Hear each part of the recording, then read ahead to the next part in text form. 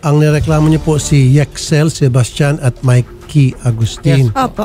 Paano kayo naloko? Nakita po namin yung mga advertise nila sa Facebook. Nung nag-message po ako sa kanila kung paano mag-invest, then sabi nila 1 million yung minimum para makapag-invest ka po. Then may 5% po na interest. Late na po nilang pinadala po yung kontrata. Nung Ano pong nakalagay sa kontrata? contract of loan po, sabi po nila yung investment tsaka contract of loan, iisa lang po daw. Ang daming pera. Yes po. Oho. Pinapakita po nila yan sa amin, sir. Mga pera niyo yan. Opo, pera po namin yan. Sigurado.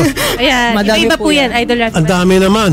Mr. Yexel Sebastian, magandang hapon po, Sir Yexel. Andito po itong mga subscriber niyo po sila at naniwala po sa inyo. Doon po sa inyong paanyaya na mag-invest. Nagreklamo po sila. Ano pong reaksyon niyo, Sir? Na-explain ko naman po sa kanila na ako rin po talaga, kami ni Mike, talaga po investor din po kami talaga. Hindi po ako may-ari po nito. Yan po ay top guard ni Hector Pantoliana. Siya po yung signatory. Huwag niyo sabihing biktima rin kayo kasi wala kaming kilalang Hector. So bakit po sa papasa na, ay biktima din kami. Ganyan naman yung drama ng mga investor din kami. Ikaw ang tumanggap ng pera, malaking responsibilidad mo rito. Opo, Di ba? Kasi kumbaga parang kumolekta ka ng pera para kay Hector. Nagagamitin Hector sa kanyang negosyo kung anong pa man yung negosyong yon.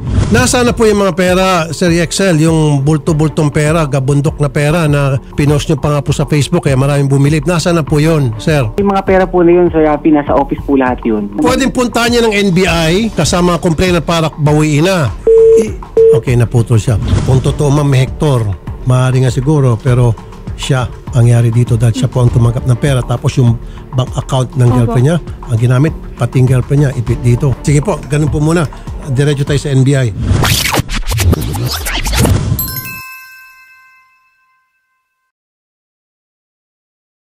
Sinama ko po to banggitin kanina sa hearing sa Senado. Ito pong si Yexel Sebastian and Mikey Agustin. Kung maalala niyo po nung Friday, inireklamo po yan dito sa amin dahil nga po sa investment scam naman. At nakausap po natin tong si Yexel Sebastian at Mikey Agustin. At in fact, sabi pa nga nila, yung pera ay nandun para sa office at pumayag sila na maibalik. Pero nung tinatanong ko address at kailan, pinatay natin ang telepono. Okay? Now, kaninang umaga po, may tumawag sa akin na kakilala kong kasabay ni Mikey Agustin sa isang flight papuntang Japan. Papuntang Nagoya, Japan.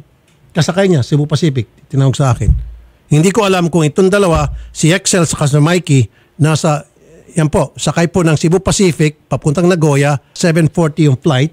Hindi ko alam kung sila ay patakas o baka pagdating po doon sa Japan, sila ay magre-recruit ng mga investor.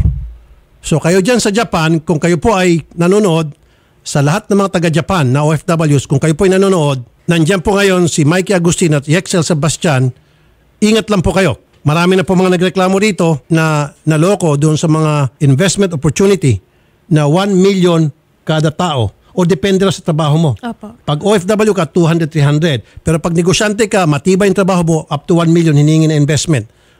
Yung pala, yung investment na yun, gagamitin yung pera para doon sa mga sugarol. Hindi mo sinasabi doon kapag niyaya yung mga investor para sa junket. Opo. Junket para doon sa mga magsusugal at ipapahiram yung pera. Parang ganun po yung dating. Pero ang pagkakaalam nila, investment para sa iba't ibang mga kumpanya, iba't ibang mga ventures. Pero pagdating na agad doon sa MOA, kontrata, nakalagay doon loan. Parang ilo-loan, ipapaloan ng investor yung pera dito kay Yexel at saka si Mikey. Pero in fairness kay Yexel, Mikey, meron pa silang isang tao na binabanggit nila, Hector. Hector Pantoliana, Idol Rafi. Ayun, Hector Pantoliana. Ayan lang po pinaka-latest development. Ayun po, si Mr. Yexel Sebastian and Miss Mikey Agustin naispatan po ng kakilala kong OFW. Kasabay niyo po, kasakay niya sa aeroplano, Cebu Pacific, papunta pong Nagoya, Japan. Yan po yung for now. And then, bigyan na namin kayo ng update.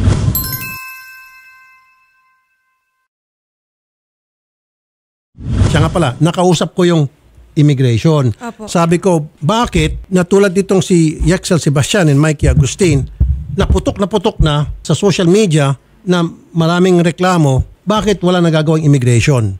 Tama nga naman sagot nila. Sir, Senator, hanggat walang court order, hindi namin ma-hold ang departure ng sino mang pasahero. So that's why kinausap kanina ang legislative staff ko na pag-isipan namin, pagplanuhan namin kung paano gumawa ng batas na sa oras na merong 10 or more or maybe make it a little higher para sigurado o 20 or more complainant naka-file sa DOJ at pare-parehong reklamo, hindi pa na ilalagay sa korte, bigyan ng kapangyarihan ang DOJ Secretary na para i-hold ang departure ng sino man na marami ng reklamo sapagkat siya ay nanloloko. Di ba? Opo. Yun yung ipapile ko. For now, pwede maglamas-pasok ang sino mang mga may reklamo sa kanila ng panluloko.